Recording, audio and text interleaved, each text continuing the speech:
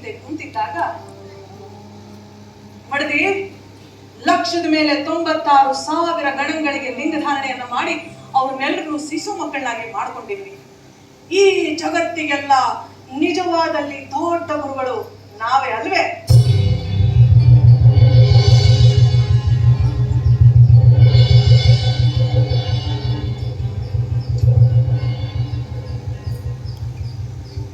ಹಾಗಂದ ತಕ್ಷಣವೇ ಭೂಮಿ ನಡುಗುಬಿಡ್ತು. 20 ಕೋಟಿ ಜೀವರಾಶಿಗಳು ಬೆದರೋಗ್ಬಿಟ್ವು. ಅವೆಲ್ಲವೂ ಓಡೋಡಿ ಬಂದು ಬಸವಣ್ಣನ ಪಾದಕ್ಕೆ ಬಿದ್ದು, ಬುದ್ಧಿ ಬಸವಣ್ಣವರೇ, ನಿಮ್ಮ ನೆರಳಲ್ಲಿ ನಾವು ಬದುಕ್ತಿದ್ದೀವಿ ಬುದ್ಧಿ, ನಮಗೆ ನೀವೇ ದೊಡ್ಡ ಗುರುಗಳು, ನೀವೇ ದಾರಿ ತೋರ್ಬೇಕು ಬುದ್ಧಿ, ನೀವೇ ದೊಡ್ಡ ಗುರುಗಳು ಎಂದಾಗ ಎನಗಿಂತ ಕಿರಿಯರಿಲ್ಲ ಈ ಲೋಕದಲ್ಲಿ, ಈ ಕಲ್ಯಾಣದಲ್ಲಿ ಎನಗಿಂತ ಕಿರಿಯರಿಲ್ಲ.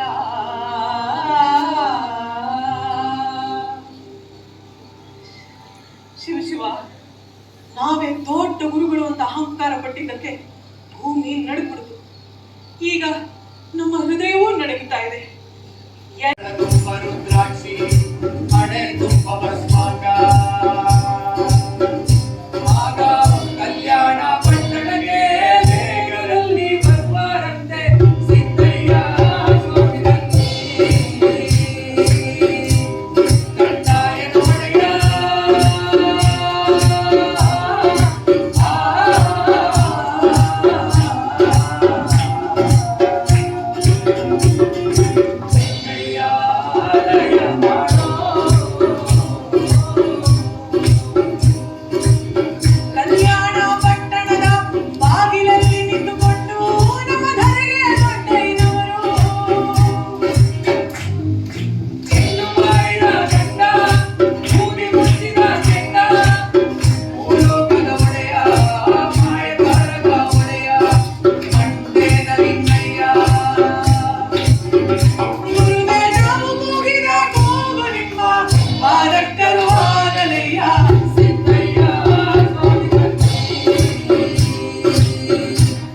ಕಟ್ಟಾಯ ನೋಡಯ್ಯ.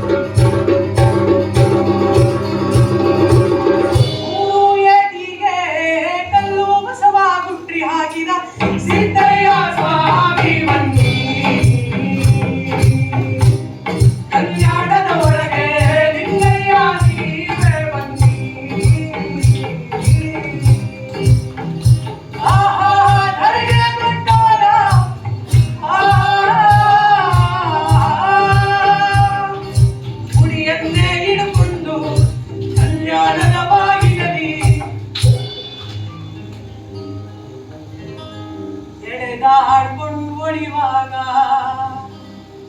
ಕಲ್ಲು ಕೋಳಿ ಕೂಗಿತು, ಕಲ್ಲು ಬಸವ ಮುಟ್ರಿ ಹೊಡಿತು.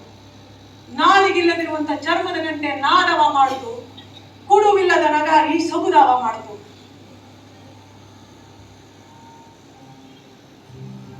ಇತ್ತ ಕಡೆ ಬಸವಣ್ಣ, ನೀಲಮ್ಮ ಎಲ್ಲ ಶರಣರು ಪೂಜೆಯಲ್ಲಿ ಕೂತಿದ್ದಾರೆ.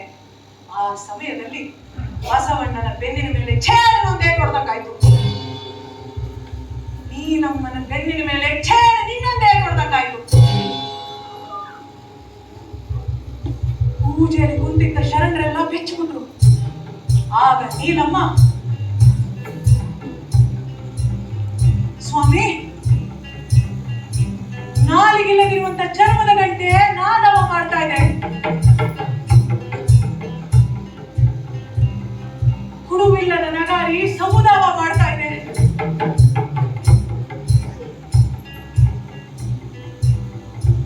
ಕಲ್ಲು ಕೋಳಿ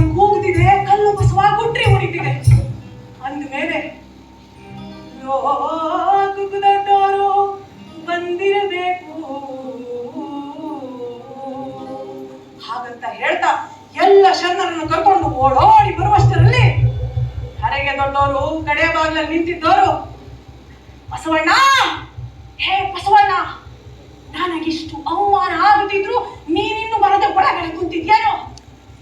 ಇಲ್ಲ, ಇನ್ನು ನಾನಿಲ್ಲಿರುವುದು ಸರಿಯಲ್ಲ ಹಾಗಂತ ಹೇಳಿ ದಡ ದಡನೆ ಎದ್ದು ಹೋಗ್ತಾ ಇದ್ದಾರೆ. ಎಲ್ಲಿಗೆ ಸ್ವಾಮಿ? ಹರಳಯ್ಯನವರ ತಿಪ್ಪೆಗುಂಡಿ ಇತ್ತಲ್ಲ, ಹೌದು. ಆ ತಿಪ್ಪೆಗುಂಡಿ ಹತ್ರ ಬಂದು ಧರೆಗೆ ದೊಡ್ಡವರು, ಅಲ್ಲಿ ಹಾಸಿದರು ಹುಲಿಯ ಚರ್ಮ, ಅಲ್ಲಿ